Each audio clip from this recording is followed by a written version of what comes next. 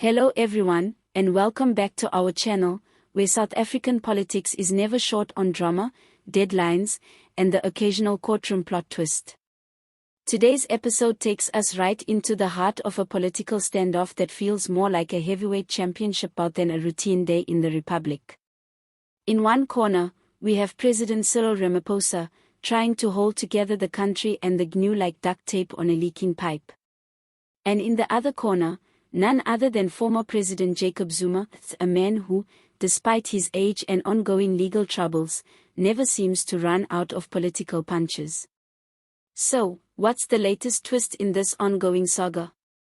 Jacob Zuma has issued an ultimatum. Yes, an ultimatum. He's given President Ramaphosa until 10 a.m. this Friday to resign from office, or else. That's right. Zuma is back to throwing thunderbolts, and this time, he's using the courts, the media, and legalese wrapped in fury to demand Ramaphosa vacate the presidency. And the reason? According to Zuma, Ramaphosa has repeatedly violated his oath of office, and that's just the beginning.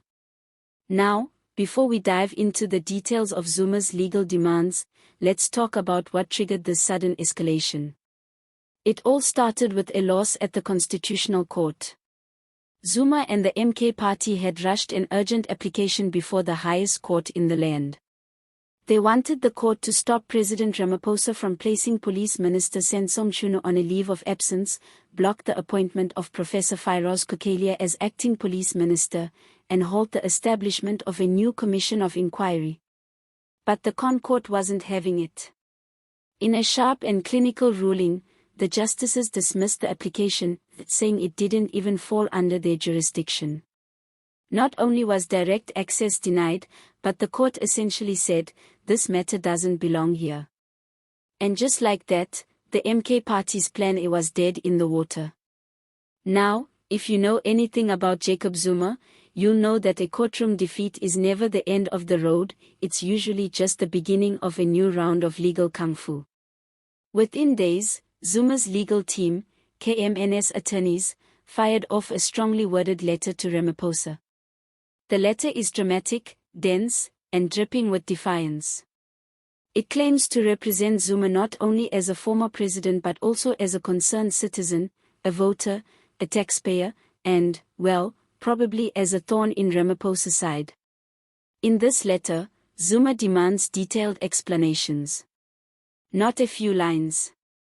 No, he wants full accounting, times, dates, the legal basis for each step taken since July 13, when Ramaphosa made the initial announcements. And there's a sharp focus on one term in particular, minister-designate. Zuma wants to know what that even means in the constitution. Is Cachalia a minister? An acting minister? A placeholder? Or someone just keeping the chair warm until the political dust settles? Here's where it gets even more serious. Zuma argues that, no matter what explanation Ramaphosa gives, the decisions taken, particularly around placing Mchunu on leave and appointing Cachalia, are, in his words, illegal, irrational, and unconstitutional. The letter doesn't mince words. It says these actions are harmful to the public, undermine the rule of law, and erode the trust of citizens in the presidency itself. And then comes the big demand. Zuma insists that Ramaphosa must do three things, and do them immediately. 1. Provide any additional, unstated reasons for the decisions taken on July 13 and again on July 31. 2. Withdraw all those decisions, including the appointment of Cachalia and the public announcements tied to them. 3. And finally, resign as President of South Africa, on the grounds that he has betrayed his constitutional responsibilities. Zuma's team has marked this matter as urgent. And they've given Ramaphosa until Friday, 10 a.m. sharp, to comply. If he doesn't, they're promising to escalate, which likely means dragging the whole matter to the High Court or any other legal forum that might entertain their arguments. Now, let's take a breath. All of this is unfolding in the wake of a serious inquiry announced by Ramaphosa, one that seems to have rattled quite a few cages. The commission, headed by retired Justice Madlanga, is investigating explosive allegations made by KwaZulu-Natal's Provincial Police Commissioner, Lieutenant General Nlanhla Mkhwanotsi.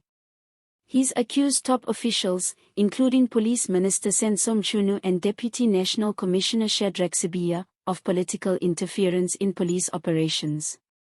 We're talking about accusations like issuing secret instructions to disband task forces, halting key appointments in crime intelligence, and even rerouting sensitive case dockets straight into Sibiya's office. These are not small matters. If proven, they represent a direct attack on the independence of law enforcement in South Africa. In response, Ramaphosa did what presidents are expected to do: he launched a commission of inquiry.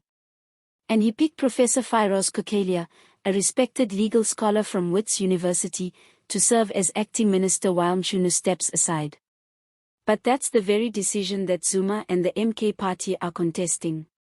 And that's what the Constitutional Court refused to entertain. And let's not forget the price tag of this new commission. According to the Department of Justice and Constitutional Development, the inquiry could cost South African taxpayers around R147.9 million. That's right, nearly R150 million to get to the bottom of what could amount to one of the most sensitive political scandals involving the SAPS in recent memory.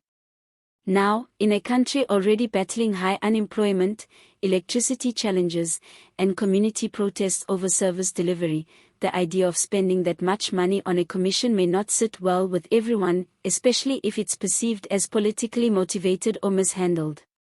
So what happens now? Will Ramaphosa respond publicly to Zuma's demand? Will the presidency simply ignore the deadline and let the MK party fight its next battle in court? Or is this the beginning of yet another constitutional standoff that could drag on for months? Zuma has made it clear that he's not going away. Despite his age, despite his legal challenges, and despite his many critics, he continues to shape the political conversation in South Africa in ways that few other figures can. Whether that's out of principle or personal vendetta, only he knows for sure. But one thing is certain, he's playing the long game. And right now, all eyes are on Ramaphosa's next move. What do you think? Is Jacob Zuma fighting for constitutional principles, or is this a strategic power play to destabilize Ramaphosa's presidency and position himself, or the MK party, for greater political influence? And what about the commission? Will it get to the bottom of Mkhwanotsi's allegations, or will it become another expensive footnote in South Africa's legal history? Let us know your thoughts in the comments. Don't forget to like, subscribe, and share this video if you want more honest, unfiltered political commentary from right here in Mzansi. Thanks for watching, and see you next time.